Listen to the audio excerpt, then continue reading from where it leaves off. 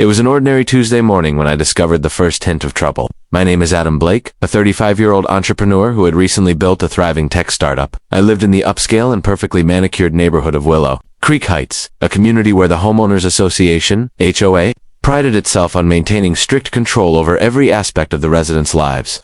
I had lived here for nearly 5 years, enjoying the quiet suburban life, the luxury, and the privacy. But lately, I had grown more and more resentful of the HOA's meddling. From controlling the paint color of houses to dictating the height of our fences, there were rules for everything. But the one thing that always made me feel secure was my car collection. A few rare and vintage models, including my pride and joy, a Lamborghini Aventador. The car was my ultimate indulgence, a piece of art that I had worked tirelessly to afford. It was parked in my driveway under the cover of a custom garage door with a security system I had installed myself. It was my property, my investment, my passion. I hadn't paid much attention to the HOA's daily interference. A few weeks ago, they had tried to pass a new rule that required every driveway to have a designated approved parking spot for all vehicles. A ridiculous rule in my opinion, as I had already gone above and beyond in maintaining my property's aesthetics. But I decided not to challenge it. After all, who wanted to deal with the headache of an HOA board that had too much time on its hands? Then came Thursday. I found out that my Lamborghini was gone. I had been out of town for a few days, attending a tech conference in Silicon Valley. When I returned to Willow Creek Heights, the first thing I did was check the garage and then the driveway, expecting to see my prized car in its usual spot, but there was nothing there. I stood still, frozen for a moment, processing what I was seeing. The driveway was empty. Panic set in. I checked the security cameras outside. The footage from the previous night showed no movement. But then around 8 a.m. that morning, the camera captured the front gate being opened. A tow truck was parked at the end of the driveway, and a man in a high-vis vest was standing near my Lamborghini taking photos. Confused, I dug deeper into the footage. The man had been accompanied by none other than Karen Fields, the HOA president, a woman who had always rubbed me the wrong way. Karen had always had an eye on my property, and I had a sneaking suspicion that she wasn't exactly a fan of my flashy car. My heart sank. Was this some kind of off-joke? Had they taken my car without my consent? I pulled up the HOA's contact information from my phone and dialed Karen's number. When she answered, her voice was chipper, almost too chipper. "Oh, Adam, just the man I was hoping to speak to." "Karen, where's my Lamborghini?" I asked, my voice tight with frustration. She paused for a beat, and then her tone shifted to one of faux concern. "Oh, Adam, I'm so sorry. There was a misunderstanding. We had to remove the car for a violation. It was obstructing the driveway and we couldn't let that continue. It's currently being stored for safekeeping." I froze. You took my car without my permission?" Karen continued unfazed. "Well, it was necessary. You see, we've had complaints from the neighbors about the car being parked in a manner that obstructed the view. And since you didn't respond to our prior notices about this, we had no choice but to take action." I felt my blood boil. Not only had they stolen my property, but they had done so under the guise of a non-existent rule. I had never received any notice, let alone a warning, about my car obstructing anyone's view. The driveway was more than spacious enough to accommodate my car. And yet here she was speaking as though it was all completely justified. "Karen, you don't have the right to take my car," I snapped, trying to remain calm.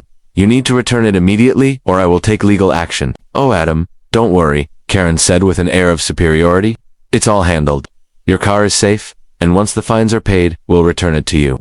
In the meantime, I suggest you stop by the HOA office to sign some paperwork." My mind raced. I knew this was not the first time Karen had overstepped her boundaries as HOA president, but this was beyond the pale. How could she just take my car and expect me to pay fines for something I didn't even do? I had a sinking feeling that there was more to this than just a petty power grab. I hung up the phone and immediately started gathering my thoughts. I had no intention of letting her get away with this. Karen had made her own fatal mistake. She had underestimated me. She thought she could just sell my car illegally and get away with it. But what she didn't know was that I had been preparing for a moment like this. As a tech entrepreneur, I was no stranger to protecting my assets. And this time, I had covered my tracks. What Karen didn't know was that I had installed not only cameras, but also a legal trap. Hidden deep within my security system was a GPS tracker attached to the Lamborghini, which had sent me notifications the moment the car was towed. And that wasn't all. I had been collecting information about Karen's actions as president of the HOA. From dubious fees to suspicious financial practices, I had gathered enough to make her regret crossing me. I wasn't about to play the victim in this situation.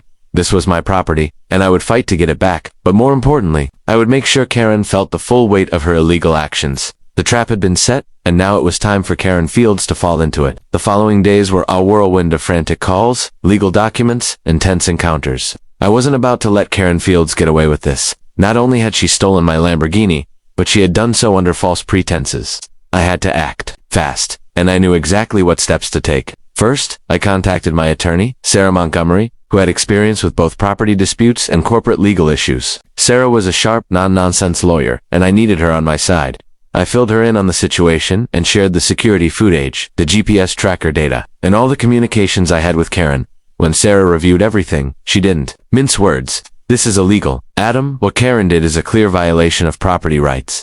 They can't just take your car, especially without notifying you first, let alone make up arbitrary fines. We're going to hit them hard. Sarah immediately filed a formal complaint with the local authorities, as well as a lawsuit against the HOA for the unlawful seizure and sale of my car. But that wasn't all. I knew that if I wanted to make an impact, I needed to use the very same HOA that had been abusing its power for years, and I had the perfect leverage. I spent the next couple of days reaching out to a few of the more disgruntled neighbors. Some were aware of Karen's overreaches, but most hadn't known the extent of her actions. I had learned from my own experiences that the HOA's financial dealings were anything but transparent, with several residents paying inflated fees, while others were given I had the ammunition I needed to take the fight to them, and I wasn't going to back down. The moment of truth came on a Friday afternoon when I called a meeting with the HOA board, a meeting that I arranged under the pretense of discussing my car's return. But the real purpose was to present the evidence I had gathered. As I walked into the meeting room at the Willow Creek Heights Community Center, I was ready to expose everything. The entire board was there, including Karen Fields. Sitting at the head of the table, Likes owned the place. Her smug smile faltered as soon as she saw me. "Adam," she said, trying to sound cordial, but failing to hide her nervousness. "What can I do for you today?" I didn't waste any time. I stood at the front of the room and pulled out the air stack of documents one by one, beginning with the legal papers from Sarah's office. "Karen," I said calmly, my voice steady but firm, "I think we both know why I'm here. You illegally took my car and sold it, and you did so without any legal right or consent. I have the security footage, the GPS data, and the proof that you had no authority to remove my property." The room fell silent as Karen's face went pale. She opened her mouth to protest, but I wasn't finished. I pulled out a file containing the financial records I had obtained from my neighbors, records that outlined the HOA's shady financial practices, including Karen's unauthorized use of HOA funds for personal gains and the manipulation of fees based on residence status. I also have documentation proving that the HOA has been in illegal practices for years, I continued, watching as the members of the board shifted uncomfortably in their seats. "You've been taking advantage of residents, charging them inflated fees, and making deals behind their backs. This is financial misconduct, and it's about time the community knows what's been going on." Karen's eyes widened as she realized the full extent of what I was doing. She stammered, but I could see her control slipping. I didn't. This is a misunderstanding.